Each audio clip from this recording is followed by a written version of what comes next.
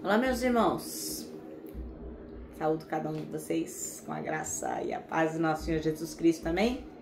Meu nome é Miriam Anita, estamos aqui para estudar juntinhos um texto da irmã Jaqueline Teixeira, escrito para o Manancial, que é um livro publicado pela União Feminina Missionária Batista do Brasil, que oferece meditações escritas através da Bíblia, que é a palavra de Deus.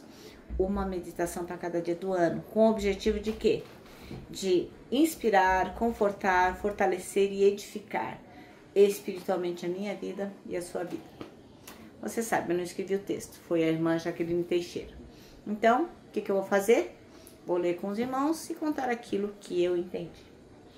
Então, para que a gente possa continuar, a primeira coisa que eu vou pedir é: lembre-se de compartilhar esse nosso devocional.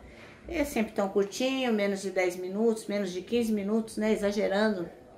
E é a palavra de Deus, né, irmãos? A palavra de Deus não volta vazia. Faz a sua parte aí sendo missionário urbano, tá bom? E se você não se inscreveu, se inscreva, curta, compartilhe, enfim, faz lá o seu comentário. Interaja com esse nosso canal, tá bom? Para que o Facebook, para que o YouTube possa entender que ele deve ser difundido, tá bom? Então vamos orar. Ó Deus, nós sabemos que Tu és um Deus compassivo, que Tu possas nos lembrar disso, que no nosso coração nós possamos compreender essas coisas e não julgarmos o outro como muitas vezes fazemos. Perdoa-nos, Senhor, e tem misericórdia de nós. É em nome de Jesus que oramos. Amém. Bem, irmãos, então nós vamos ler Jonas, o capítulo 4 de Jonas. Nós vamos ler do 1 ao 11. Então vamos lá. Capítulo 4, de 1 a 11. Vai falar sobre o descontentamento de Jonas. Com isso, desgostou-se Jonas extremamente e ficou irado. E orou ao Senhor e disse: Ah, Senhor, não foi isso que eu disse, estando ainda na minha terra?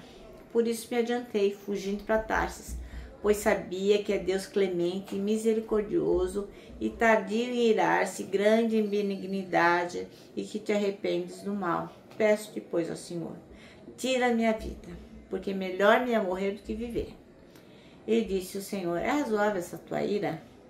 Então Jonas saiu da cidade, assentou-se ao oriente da mesma, e ali fez uma enramada, e repousou debaixo dela, à sombra, até ver o que aconteceria à cidade. Então fez o Senhor Deus nascer uma planta que subiu por cima de Jonas, para que fizesse sombra sobre a sua cabeça, a fim de o livrar do seu desconforto. Jonas, pois, se alegrou em extremo por causa da planta. Mas Deus, no dia seguinte, ao subir da alva, enviou um verme, o qual feriu a planta e esta secou. E nascendo o sol, Deus mandou um vento calmoso e oriental. O sol bateu na cabeça de Jonas, de maneira que desfalecida pelo que pediu para si a morte, dizendo: melhor me é morrer do que viver. Então perguntou Deus a Jonas: é razoável essa tua ira por causa da planta? Ele respondeu: é razoável a minha ira até a morte. Tornou o Senhor: tens compaixão da planta que não te custou trabalho, a qual não fizeste crescer, que numa noite nasceu e numa noite pereceu, e não eu hei de ter compaixão da grande cidade de Nínive, em que há mais de 120.000 pessoas que não sabem discernir entre a mão direita e a mão esquerda, e também muitos animais? O Deus compassivo, esse é o nosso texto. E o versículo escolhido foi o 11, que diz assim: e você não acha que eu deveria ter muito mais compaixão da grande cidade de Nínive, em que há mais de 120.000 pessoas que não sabem distinguir entre a mão direita e a mão esquerda, e também muitos animais? Bom, o Jonas, ele tinha uma missão, né? O Jonas tinha uma missão que era para pregar arrependimento na cidade de Nínive. Para quê? Para que eles mudassem de comportamento. Porque a Nínive daquela época era como uma das nossas cidades aqui do Brasil, que são super perigosas, que tem muitos bandidos, muitas pessoas sendo mortas, muitas pessoas sendo assaltadas, que não tem misericórdia, que tem, enfim, você não pode sair na rua. Então tem cidades, grandes cidades, que a gente fica com medo, né? Você não pode usar nada que você tem que ficar atento com a sua boca, enfim.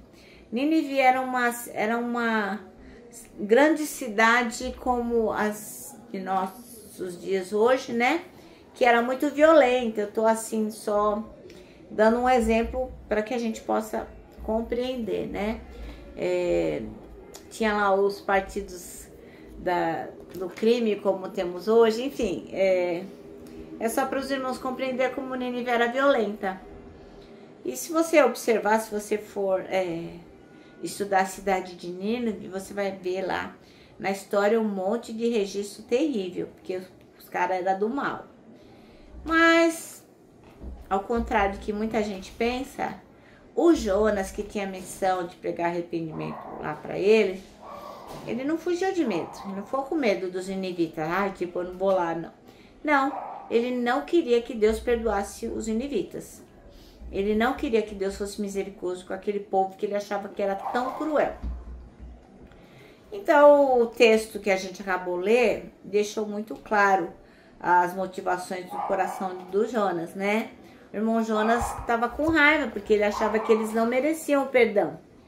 E o texto revela a explicação para a tentativa de fuga que o irmão Jonas fez, né? Que deu ruim, que ele não conseguiu fugir. E para a pregação sem qualquer esforço. Ele simplesmente não queria que os ninivitas fossem alcançados pela misericórdia de Deus. Eles achavam que eles não mereciam. Mas o Senhor deu a Jonas uma lição. O irmão Jonas levou uma lição importante do Senhor sobre o amor que pode alcançar e transformar cada ser humano.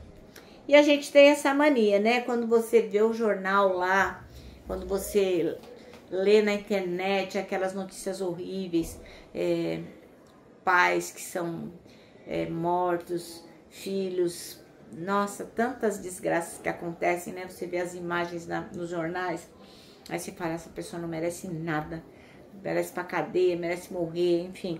A gente deseja muitas coisas ruins, né? Mas a gente esquece quem é o nosso Deus.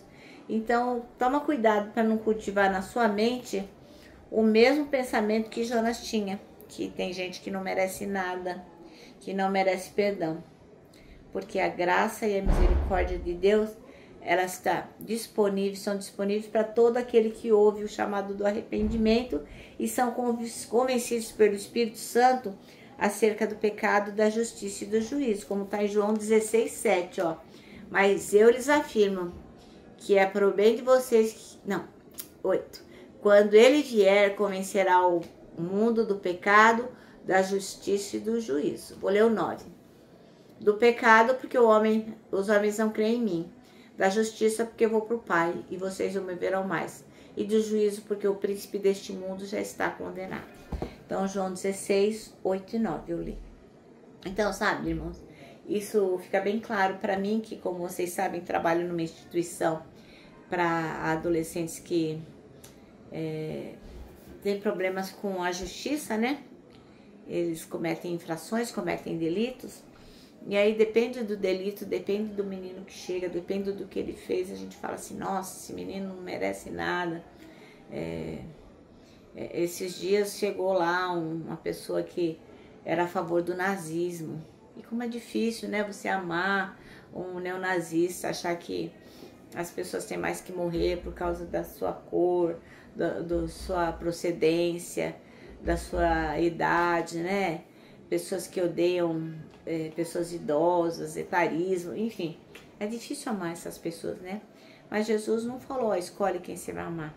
Ele disse pra gente amar todas as pessoas. Por quê? Porque Deus é misericordioso e Ele morreu por cada uma delas. Então, meu irmão, minha irmã, seja compassivo e compartilhe sobre Jesus Cristo. O mesmo Deus que redimiu os ninivitas deseja redimir gente má em nossa geração. E paz, Ele consegue. Bom, o nosso manancial termina assim, ó. Seja compassivo e compartilhe sobre a sua fé com as pessoas ao seu redor. Tá bom? Bem, eu vou terminar deixando meu abraço de urso.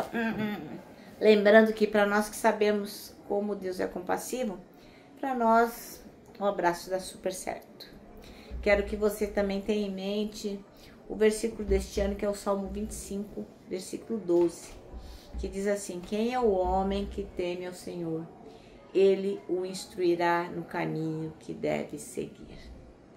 Agora vou me despedir com a frase do ano, que eu acho sensacional, que nós temos que lembrar disso sempre, que é uma frase de Tozer que diz assim: tudo está errado até que Deus venha e conserte as coisas.